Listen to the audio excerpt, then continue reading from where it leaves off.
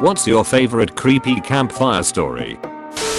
Gosh, let's see if I can recall it correctly. There was a body of a fairly large person, once found in the woods. They were quickly killed, and there was nothing extremely off about the scene, except he had half of his pointer, ring, and pinky finger all missing from his left hand. No one could find the missing fingers, and they never found any clues. A few weeks later, another body was found. Another man who was a bit smaller than the previous guy. Same situation.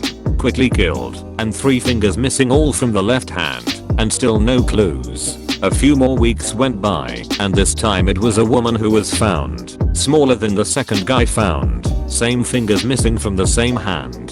This went on for a while, with the victims getting smaller and smaller, until it was kids' bodies being found. One teenager's body though, only had the ring finger and pinky finger removed. The police found a fingerprint at this crime scene, and they found it matched the prints from a theft record from the previous victim. The guy telling the story then told the kids that the killer was searching to replace his fingers, and so far, he had yet to see if the fingers of children their age would fit. He then took off his glove, showing he had a scarred pointer finger and was missing half his ring and pinky finger, and then lunged at the kids while screaming. He later told the kids he lost the 2 in a work accident, and doctors were able to save his very mangled pointer finger. He told this story every year at camp.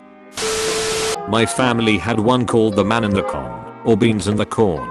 There was once a hobo who was stealing ears of corn from a local man's garden. Now food was hard to come by, and someone stealing that which you're growing was especially frustrating. The man saw the hobo in the garden and fired a shotgun shot over the hobo's head. The next day, the hobo was back there again stealing ears of corn. The man decided he would teach the hobo a lesson, so he poured all the lead shot out of his shotgun shells and filled them with small dry beans.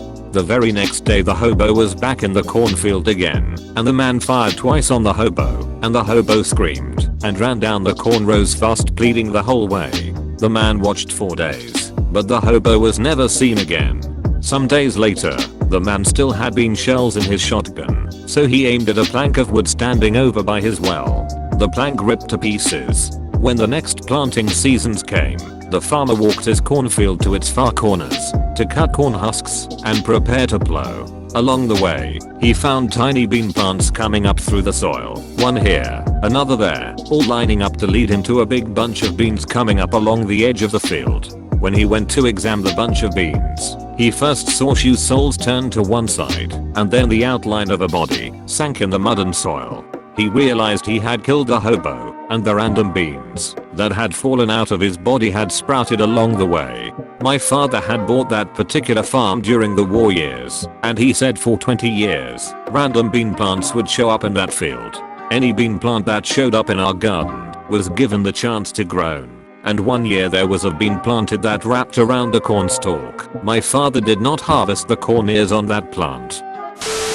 There was a Brit who was driving through Ireland as the weather got progressively worse and day soon turned to night. He suddenly realized that he was on the wrong road, but there was nowhere to turn around, so he pressed on, barely able to see the road through the rain. Without warning, his car just died. No battery, no engine.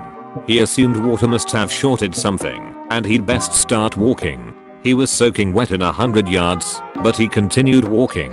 An hour later, he heard a noise behind him and turned to see a car coming very slowly up the road behind him. Its lights very dim.